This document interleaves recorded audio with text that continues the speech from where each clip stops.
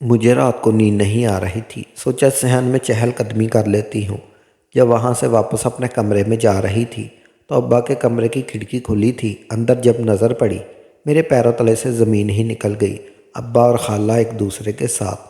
मैं बहुत देर से बिस्तर पर लेटी सोने की कोशिश कर रही थी, लेकिन आज मुझे खुशी की वजह से नींद ही नहीं आ रही थी। आखिर वजह ही ऐसी थी कि मैं करती भी तो क्या।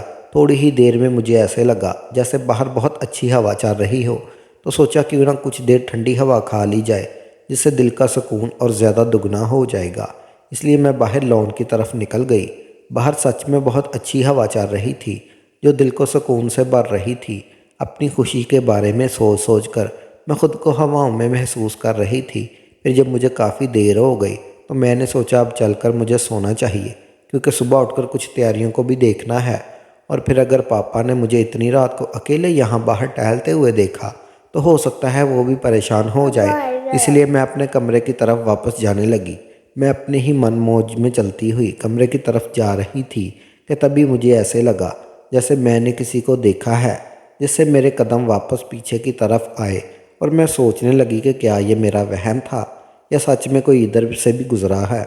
वापस लौटने पर जब मैं यहाँ वहाँ देखने लगी तो मुझे वहाँ कोई भी नज़र नहीं आया।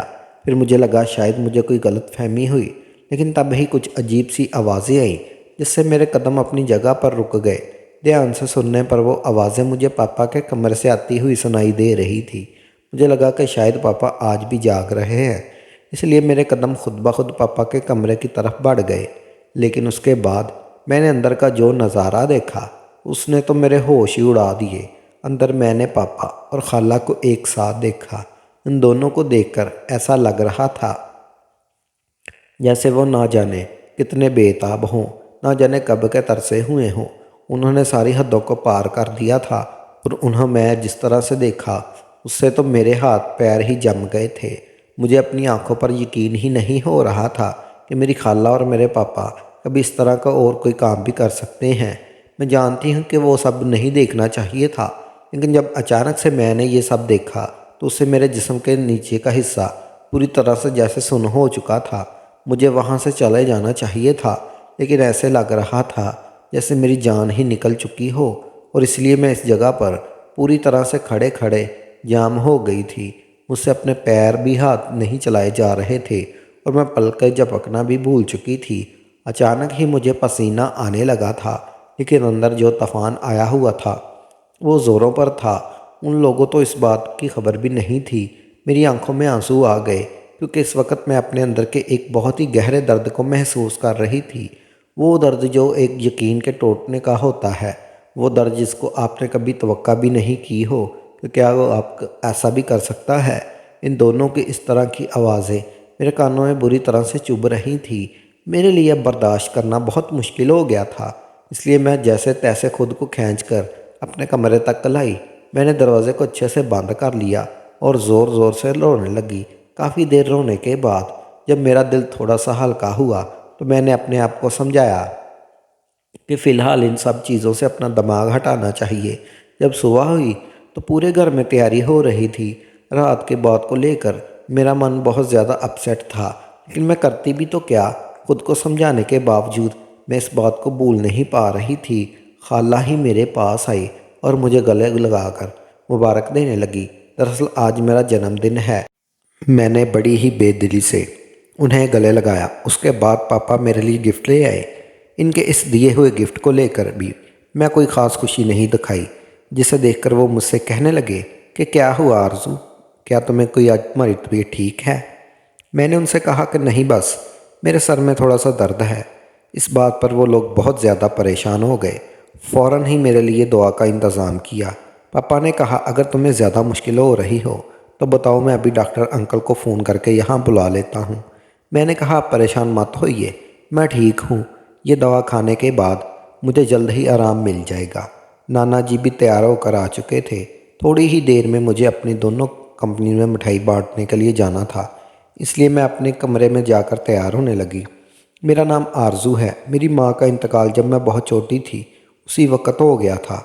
मैं अपने पापा और नाना जी के साथ ही उनके घर में रहती थी।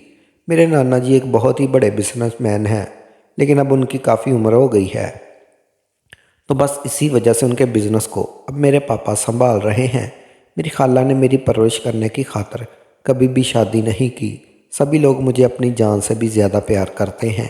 मैं आज के दिन लेकर बहुत ज़्यादा खुश थी। इसलिए खुश नहीं थी क्योंकि मेरा आज जन्मदिन है, बल्कि मैं इसलिए खुश थी क्योंकि मैं कॉलेज के टाइम से एक लड़के से प्यार करती हूँ और आज के दिन उस लड़की को अपने घर वालों से मनाने वाली थी ताकि हम दोनों जल्द से जल्द शादी के रिश्ते में बंध जाएं।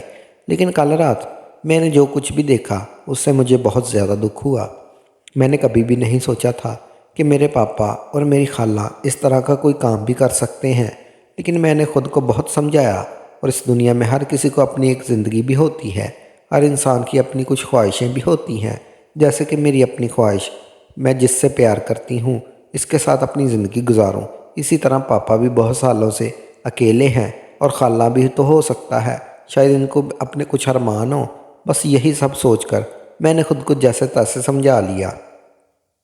लेकिन फिर भी जब मेरे दिल में अपनी माँ को लेकर ख्याल आता तो मुझे बहुत बुरा लगता। लेकिन इसमें कुछ गलत भी नहीं था क्योंकि मेरी माँ तो पापा को छोड़कर सालों पहले ही इस दुनिया से जा चुकी थी। और फिर मेरी खाला ने मेरी परवरिश की खातिर शादी नहीं की, वरना अगर वो चाहती तो शादी करके अपना घर बसा सकती थी और आज उनके बच्चे भी मेरे जितने बड़े होते। लेकिन उन्होंने ऐसा नहीं किया। इसलिए मुझे भी इनके एहसान को समझना चाहिए और इस तरह की कोई भी गलत चीज़ नहीं सोचनी चाहिए। यही सब सोचते सोचते मैं तैयार हुई और ख़ुद को समझाया कि मैं किसी के साथ भी बुरा रवैया नहीं करूँगी। और उसके बाद नाना जी के साथ अपनी दोनों कंपनियों में गई और वहाँ सभी को मिठाई बांटी। शाम को मेरे घर में एक बड़ी पार्टी दी गई जिसमें ना जाने कितने ही लोग शामिल थे। मैं जिस इंसान से प्यार करती थी उसे भी मैंने इस पार्टी में बुलाया था। केक काटने के बाद जब सब कुछ अच्छे से हो गया तो मैंने पापा से कहा, आज मैं आपसे एक स्पेशल गिफ्ट मांगना चाहती हूँ। इस पर पापा ने कहा, हाँ बेटा तुम मांगो, जो मैं तुम्हें दूंगा। मैंने कहा, मैं शादी करना चाहती हूँ। इस बात पर घर में कोई हैरान रह गया। उसके बाद मैंने पापा को अपने प्यार यानी कि हसनैन से मिलवाया।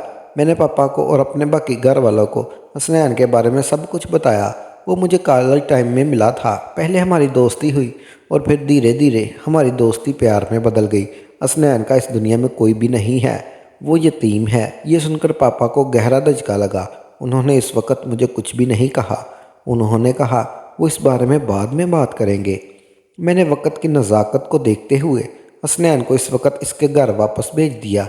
लेकिन हसनैन के जाने के बाद पापा बहुत गुस्सा होने लगे। वो कहने लगे, मैं तुम्हारी शादी को लेकर न जाने कितने ख्वाब सजा रखे हैं। मैंने सोचा था कि जब तुम 21 साल की हो जाओगी तो उसके बाद मैं जो भी कोई अच्छा लड़का पसंद रख उसमें से किसी एक को तुम चुनने के लिए कहूँगा। लेकिन तुमने तो खुद ही से पहले अपना जीवन साथी चुन रखा है। मैंने कहा, तो बताइए पापा, इसमें आखिर किस चीज़ की कमी है।